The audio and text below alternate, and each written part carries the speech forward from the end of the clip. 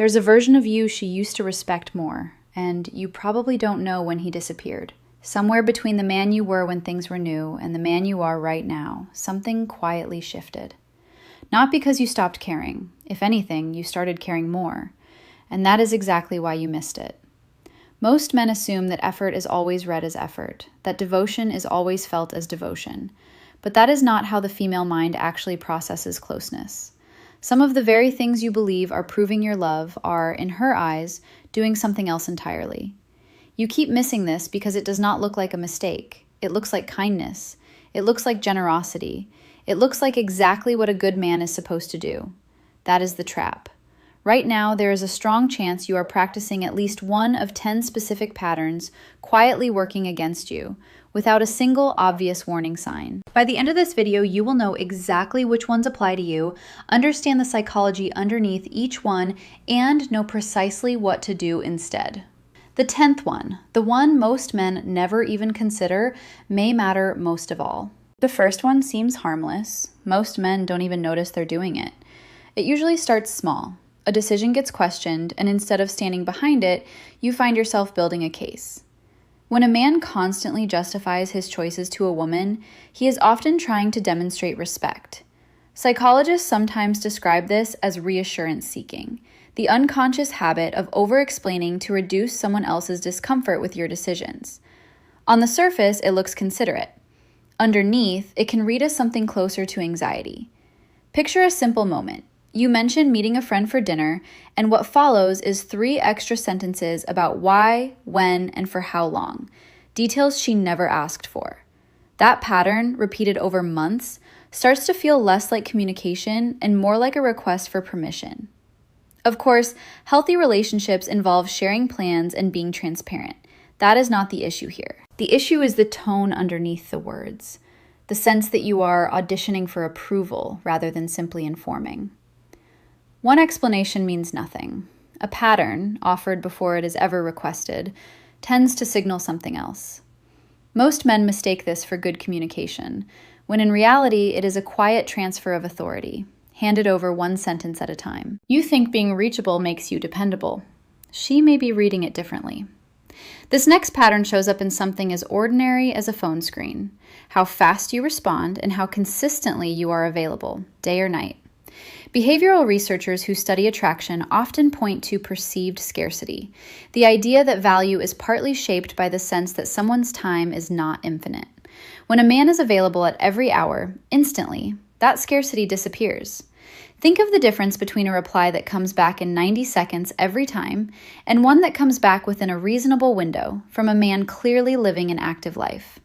The first can feel less like devotion and more like a lack of anything else pulling at his attention. Now, you might be thinking, isn't being responsive just basic respect? In many ways, yes, especially early on. But there is a difference between responsiveness and total availability with no boundaries. One instance of quick replies means nothing.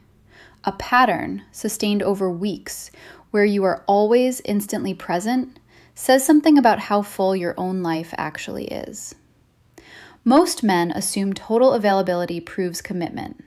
Often, it removes the very gravity that made you attractive to begin with. Availability is about time. The next one is about money, and it's where good intentions go quietly wrong. He thought he was being helpful. She heard something else entirely. This pattern usually appears in moments that look generous on the surface. A problem comes up, and instead of waiting to be asked, a man steps in and solves it. Psychologists studying autonomy in relationships describe this as autonomy override, when one partner's need to feel capable is unintentionally taken away by the other partner's desire to help. It is not about the money itself, or even the solution offered. It is about who got to decide that help was needed in the first place. Picture a woman mentioning, almost in passing, that her car needs new tires, and within the hour it is scheduled and paid for, without her ever being asked what she wanted to do. Of course, context always matters here. A genuine emergency, a direct request for support. Those are different situations entirely, and stepping in there is simply care, not control. But solving problems she never asked you to solve, especially repeatedly, can quietly communicate that her judgment was never fully trusted in the first place. Most men see this as generosity, plain and simple, the natural instinct of a provider who wants to be useful. What actually gets received, over time, is something closer to quiet control, dressed up as kindness. Once a man starts solving her problems for her, it's a short step to the next habit, trying to manage her emotions too. Of course, you meant well. That's rarely the problem. This next pattern lives in the moments right after she tells you something difficult. A bad day, a worry, a frustration that has nothing to do with you at all.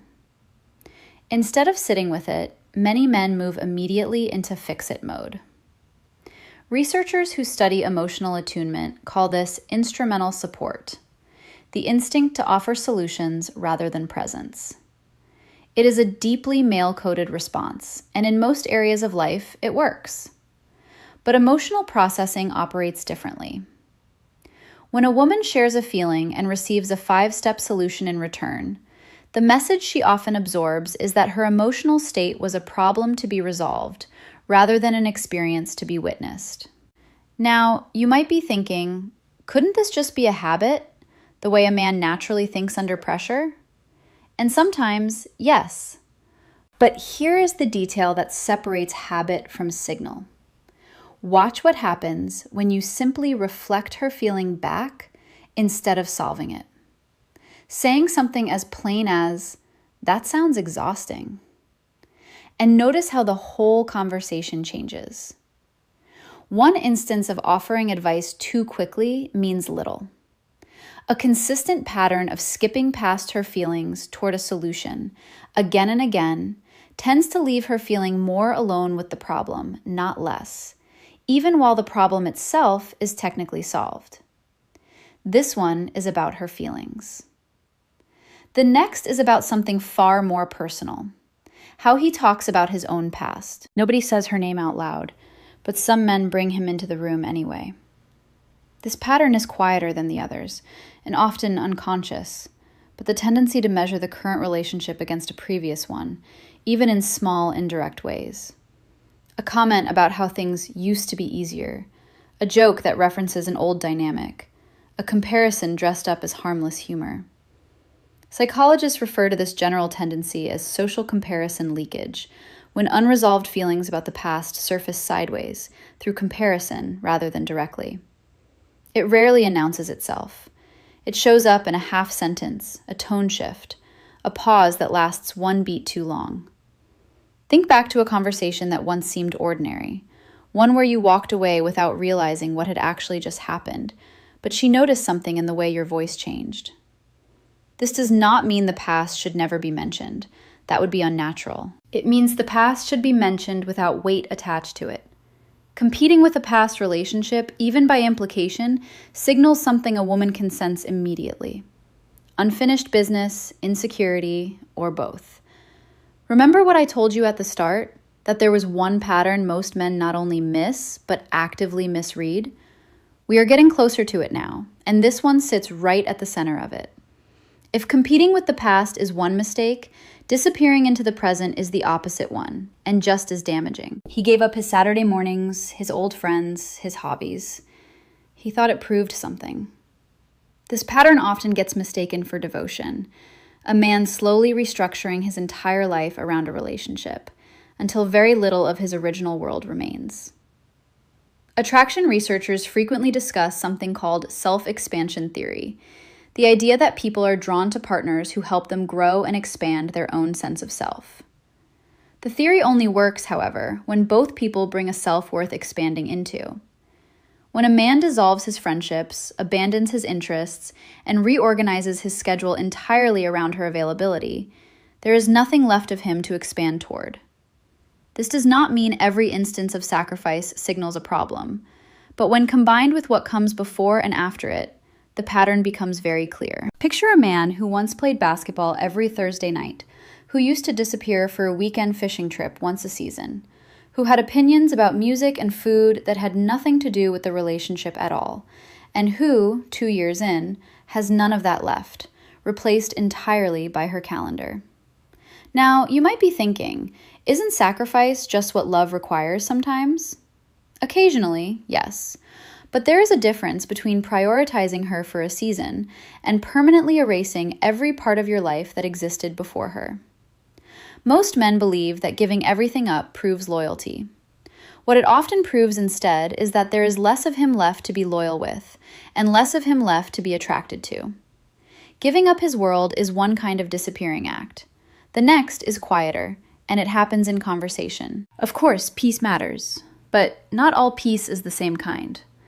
This next pattern shows up in almost every conversation. A tendency to agree, smooth things over, and avoid friction at nearly any cost. Conflict researchers sometimes call this pattern accommodation, the tendency to prioritize harmony over honest expression, particularly in men who were taught somewhere along the way that a good partner does not create waves. In small doses, accommodation looks like maturity. In large, consistent doses, it starts to erase the presence of a distinct person on the other side of the conversation. Picture a disagreement about something small: where to eat, how to spend a Sunday afternoon, which movie to watch, and notice how quickly one side folds, every single time, regardless of what he actually wanted underneath the surface. Now, you might be thinking, isn't avoiding unnecessary conflict just emotional intelligence? The sign of a man who has grown past pettiness? Sometimes yes, and that instinct is not wrong on its own. But there is a difference between choosing your battles wisely and having no battles left to choose at all, because every preference has already been surrendered before the conversation even started. One instance of letting something small go means nothing. That is simply generosity. A pattern of never once disagreeing over months or years begins to say something quieter about how much of a person remains in the room. Healthy disagreement, offered calmly and without hostility, actually reinforces the sense that two separate whole people exist in the relationship, each with a will of their own. That is the piece most men are never taught, because they were raised to believe that agreeableness and love were the same instinct. Conflict avoidance protects the moment. The next habit quietly damages something much longer term: trust. There's a difference between owning a mistake and apologizing for existing. Most men were never taught where that line is. This pattern often hides inside good manners, the habit of saying sorry reflexively for things that require no apology at all, being a few minutes late through no fault of his own, having an opinion that differs from hers, needing a night alone instead of a night together, wanting to watch something she has no interest in. Psychologists studying communication patterns describe chronic apologizing as a form of preemptive self-blame, an attempt to prevent conflict before it happens by absorbing responsibility that was never actually his to carry. This does not mean accountability is unimportant. Genuine mistakes deserve genuine, direct ownership, and a man who never apologizes at all has a different problem entirely. But there is a real difference between saying, "I'm sorry I hurt you," after doing something that warranted it, and saying sorry as a verbal tick that appears before almost every sentence, whether or not anything actually happened. Think back to a moment where you apologized before you had even finished explaining what happened, where the apology arrived faster than the actual thought behind it. Now, you might be thinking, isn't it just good manners to say sorry often? In small situational doses, yes. But repeated, reflexive apology teaches the people around a man to expect less from him, not more. Over time, this pattern flattens a man's presence in the relationship, making him seem smaller, more uncertain, less like someone whose opinions carry any real weight in the room. Remember what I told you at the start? That there was one pattern most men not only miss, but actively misread? We are very close to it now. Apologizing too much shrinks a man in the moment. The next habit shrinks him over the long term, and it's rarely discussed. By now you may have noticed something. Several of these come from the same root: over-explaining, constant availability, chronic apologizing, agreeing with everything. Each one looks different on the surface, but underneath they share a single mechanism. Psychologists call this external validation dependence, the pattern of locating your sense of worth outside yourself, in someone else's approval, rather than inside your own internal standards. When a man's confidence depends on whether she is pleased with him in any given moment, every decision starts bending quietly in her direction. Not because she asked for that, but because his own sense of okayness requires it in order to function at all. This pattern typically forms long before the relationship even begins, often in childhood, in environments where love felt conditional on being agreeable, easy, or undemanding. That is a larger conversation for another time, but it is worth naming here because it explains why these patterns rarely appear alone in any one man. A man who over-explains often also over-apologizes. A man who is endlessly available often also avoids conflict entirely. They are not 10 separate mistakes, scattered and unrelated across different areas of a man's life. They are variations on one underlying habit.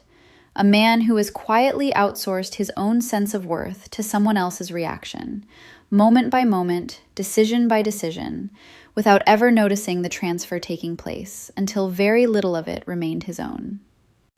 Of course, wanting to please someone you love is not by itself a problem. That instinct is part of what makes love generous. The problem begins when his own internal compass stops functioning without her input to confirm the direction. Now, you might be thinking, how would a man even notice this happening in himself?